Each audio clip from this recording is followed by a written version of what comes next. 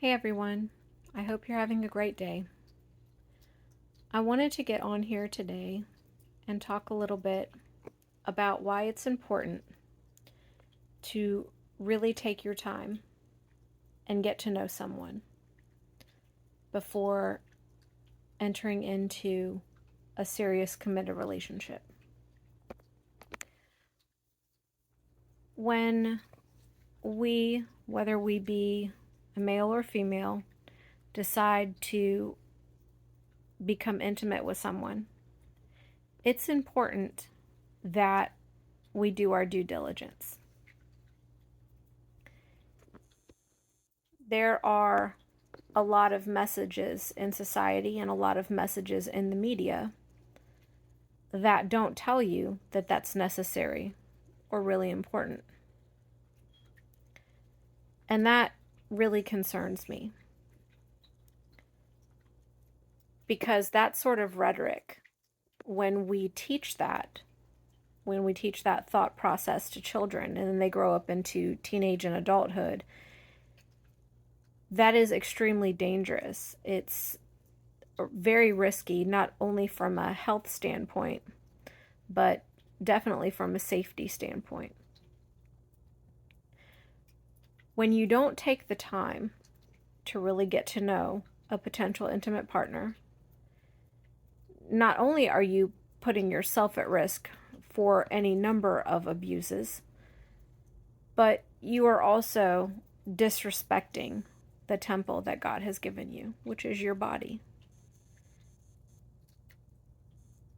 Not everyone has made the wisest decisions when it comes to previous partnerships that they've been in. I'm certainly no exception to that. But I think something that's critically important is when you realize that you've chosen an intimate partner in the past that was harmful to you, the most important thing that you can do moving forward from that error in judgment is to not rebound and jump into something immediately. That is the absolute worst thing that you can do. And statistically, you're likely in that sort of scenario to end up with an equally awful relational partner, potentially worse. So do what you're supposed to do when you get out of an unhealthy situation and give your body the time that it needs to heal. I realize that discussions about abstinence and celibacy are extremely unpopular. But I would much rather be celibate and be abstinent and live alone than feel it necessary to cling to someone just so that I won't be alone. That doesn't appeal to me at all. I understand that that is a contradictory message, especially for a lot of women, because that's not what the media tells you.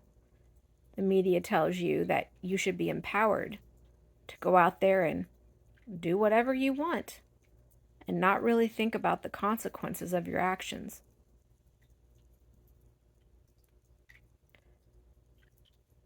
When you give that sort of message to young women and young men, you're setting them up for failure. And we already have a substantially high divorce rate. Domestic violence is a huge problem. Self-harm is a huge problem. And when the media perpetuates these sorts of harmful messages to children and to potential families, you're setting entire societies up to fail. You can think whatever you want about me. My errors in judgment have all been taken to God. And God and I have had a lot of discussions about aspects of myself that need improvement. And on a daily basis, I do my best to do the next right thing. And God has told me repeatedly in prayer